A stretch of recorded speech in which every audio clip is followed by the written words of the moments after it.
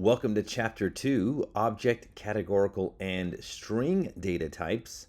So we're going to go deep into each one of these and understand a lot more about them. So these are going to be data types that primarily contain strings, although object and categorical can have non-strings. The new string data type can only contain strings. So we've only been exposed to the object data type. This is from NumPy. This is a catch-all for any Python object can be in here. So this is the least specific data type available. It's typically filled with strings, but it can contain really any Python object. So we've seen this before. We're now going to get introduced to two new data types that are pandas only, the string and categorical data type. The string data type only contains strings.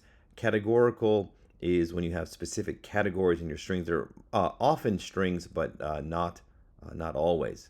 All right, so we're going to begin with the object data type, the one that we've already seen before. This is the default data type for columns containing strings. Whenever you read in a data frame and you have strings in a column, it will default to this data type called object. So there was no string-only data type in pandas until 1.0.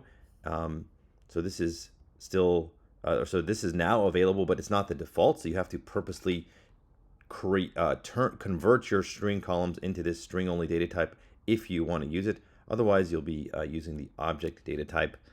One other good thing to note here is that there is no object 64 or object 32 or object 8 like there was with int, and float. It's just object, so there's only one kind of this data type, and that's because the values can be anything.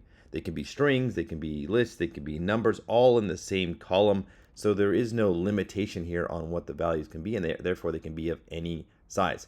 So it's very flexible, this object data type, but because it's so flexible, it is slow, and it doesn't tell you a whole lot about what's in the column itself. You're not guaranteed to know everything in that column. It could be a mix of strings and integers and floats. You just don't know for sure. Although for the most part, the column that you do read in will be strings. Let's get started here and create a simple series with just two strings in it. So notice I don't have the dtype parameter over here set.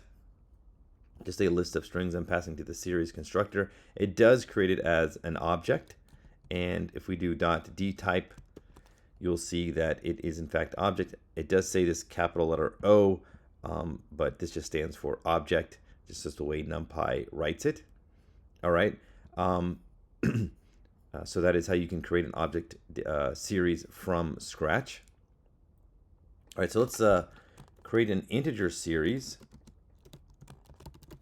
just by hand. We'll say 5, 10. So we've seen this before. Now, if we convert this,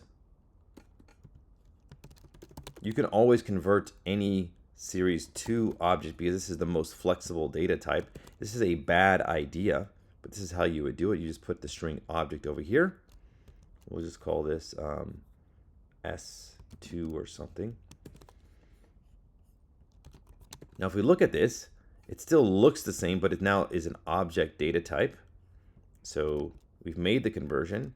The underlying values are not strings. So if you do .values, this will get you back to NumPy array. If you look at this and you take the type function, you can see that it is in fact still an integer underneath. Now, there's no reason to ever convert an integer series to object because integers are just much better to have a known data type, and plus it is much faster. So I'm going to show you a benefit of having an integer column versus an object column of the same values. So here I'm going to create a bunch of random numbers, 100,000 random numbers. I'm going to assign it to the variable afast. This is a NumPy array. And then I'm going to convert it to object. I'm just working here in NumPy. So here is that, a slow. This is the object data type. So if we sum these up, I want to just show you it'll still operate the same way, and they happen fairly quick. But if you were to actually time them, you'll see that, okay, so the NumPy array, the fast NumPy array took 2 milliseconds on my machine. And on this, it took 5 milliseconds. So it is substantially slower, more than twice as slow. And if a video wasn't recording, it's even slower, I believe. You can notice the output is the same. So you want to keep your data as a NumPy array. It's stored in a much more efficient manner. NumPy processes the data much faster as well when it's just an integer array and not an object array. So the way it's stored, it changes whenever you change it to object. Even though the underlying values, each value is the same, the way that it is stored is differently, and the way that it is summed up is differently as well. So it is much faster to use this to keep it as a NumPy array. All right, so that's a little introduction into the object data type.